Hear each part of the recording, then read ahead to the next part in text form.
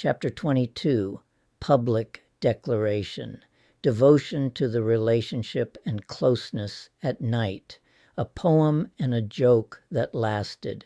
We walked into the Coastline Convention Center that Sunday evening in May 1994, hand in hand as usual, overlooking the Cape Fear River where the weekly poetry readings were held. Lynn had no idea I had a surprise for her. We took our seats at a table with other regulars, friends and acquaintances who knew us as a couple. We were always close, always affectionate, never afraid of a public display of affection. The sun had sunk low, and the room grew dim, save for the soft lamp Dusty kept lit near the podium. When my time came, I rose and walked to the microphone. I carried with me not just another poem, but a declaration. As I began to read, I could feel the knowing glances in the room. People turned toward Lynn, waiting to see her reaction. They knew what the words meant before I even finished them. Dreamlike visions. In this dreamlike vision, I lay in her lap, while her golden hair flows in the gentle wind on the beach. Is this real? I reach up to touch her, but she is gone, gone, gone, and I am laying on the sand. Looking skyward, I see her in a vision. She searches for me, calling my name, saying, I am his and he is mine. I try to get back, to find her and that infinite beach where we would walk hand in hand or lay on the sand, holding each other, together forever. The vision, the dream, incomplete. The love never ends. The dream never ends. The applause that followed washed over me, a wave of recognition. I returned to my seat, glowing, expectant, my heart pounding with anticipation of her response. But Lynn wasn't looking at me. She was doodling on her notepad. I leaned in, half amused, half incredulous. So, what did you think? She glanced up and asked with curiosity. What? The poem, I whispered. Oh, her cheeks flushed pink. I wasn't listening. I thought you were just reading something I'd already shared.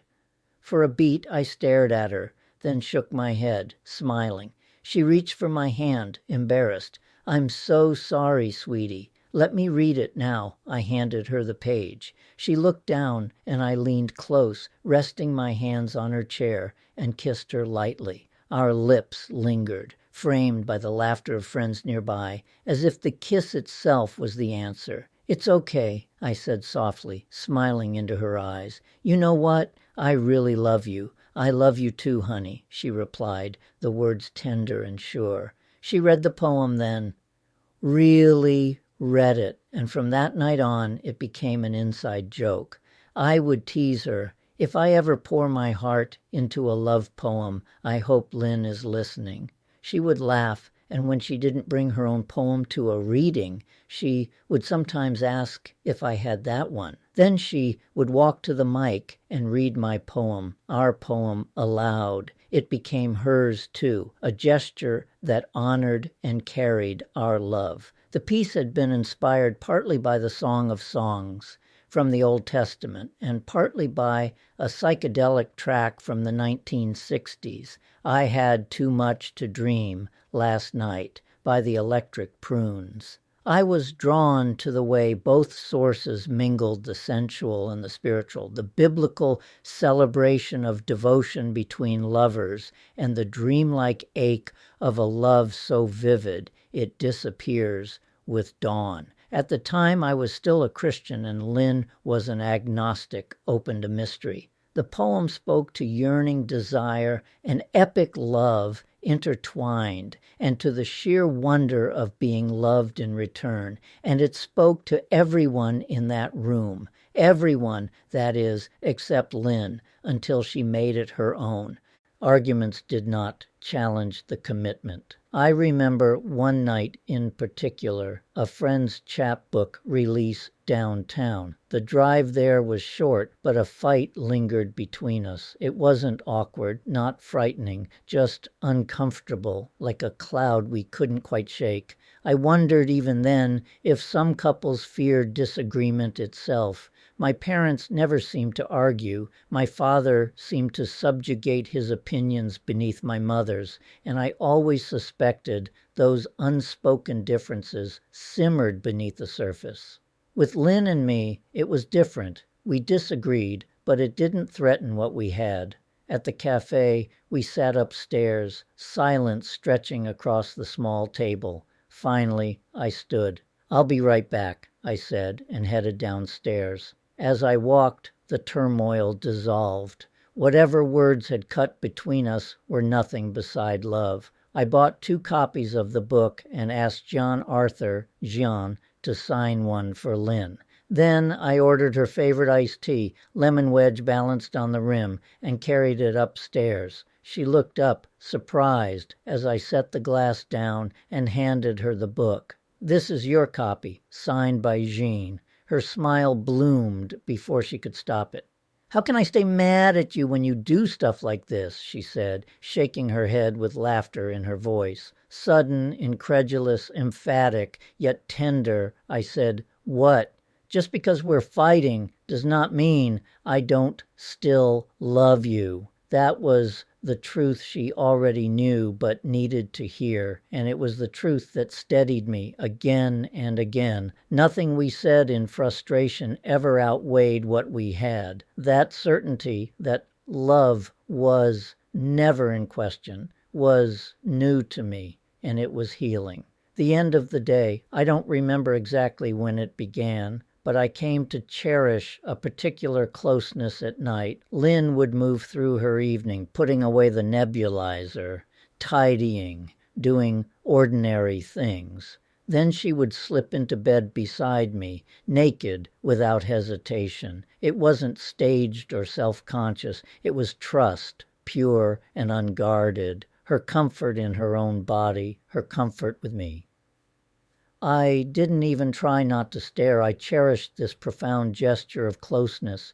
She sensed my reaction, knew what it meant, and seemed to delight in what her actions was saying about her desire for closeness. To me, it symbolized so much. Her openness, her desire for closeness, the depth of our connection. It wasn't an invitation to sex. I learned quickly there was a difference. Sometimes I would reach, tracing the curve of her breast with my hand, to see if she was in the mood. If she murmured, "I just want to sleep tonight," my hand became still as we spooned. The gift was already given, her body against mine, her warmth pressed close, the steady rhythm of our breathing finding the same pace. Either of us could say, "Stop," and it would be honored. No questions, no pressure. This could be one night, or the beat of 100 nights across the years.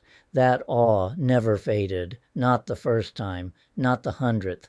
Each night carried the same quiet astonishment that she trusted me, that she wanted me there, skin to skin, with nothing between us. Jean Arthur Jones once told me he noticed how often Lynn and I argued. He didn't know the other side, the book I had signed for her even while we weren't speaking, the iced tea I carried upstairs, the way she laughed through the tension when I reminded her that fighting didn't mean I loved her any less.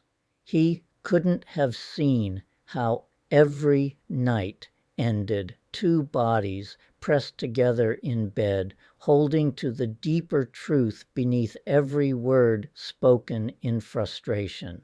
Memories of abuse invading my dreams. Later that night, my dreaming mind recalled the abuse I had endured from my parents, mainly my mother. The many times I had been harmed seemed to surface as if to say, "It's safe to remember this now, with Lynn beside you." Even in the safety of that home, my body remembered. The nightmares came without warning. In them I wasn't powerless as I had been as a child. I was fighting back. I shouted, sometimes swinging in my sleep, though never with the force I feared. Waking brought a different fear. What if my flailing had struck Lynn? What if my body, in its unrest, had brought harm where I meant only love? I told her, shaken, how real it felt. the violence, the rage. Her answer was calm, steady. "You didn't hit me," she said. "You didn't even move that much. You shouted and I woke up.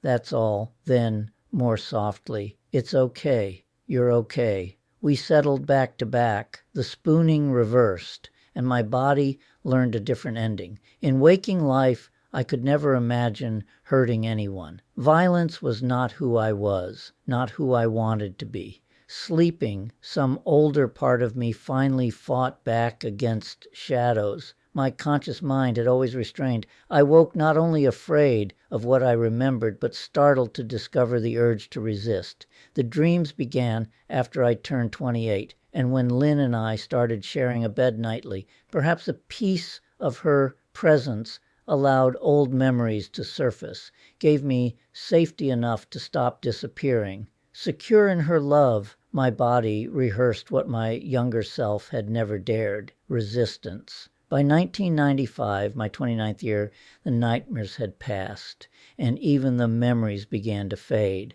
What remained was Lynn, steady, unshaken, holding me each time until the fear dissolved. She didn't try to fix me, didn't pull away. She stayed, and in her presence, night after night, the healing took root.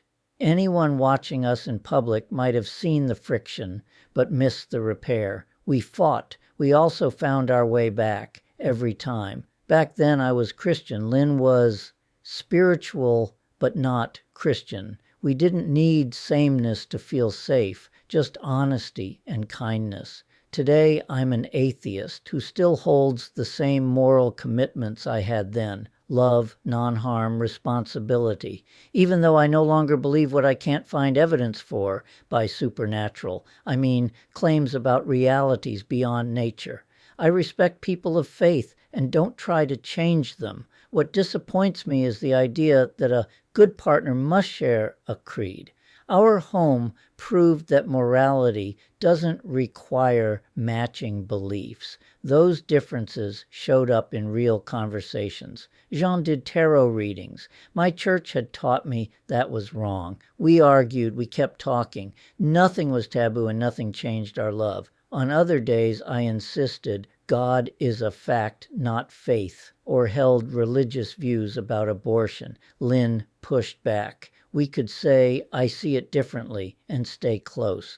Think about it. Back in 1994, when we began living as husband and wife in the families I grew up around and on TV, you argue someone gets the couch. We didn't, not once. Across all our years together, no argument ever sent either of us to another room or the couch. We never made a rule about not going to bed angry. Over thousands of nights, we simply didn't stay angry long enough to sleep apart. Instead, nights ended with our bodies together, holding one another.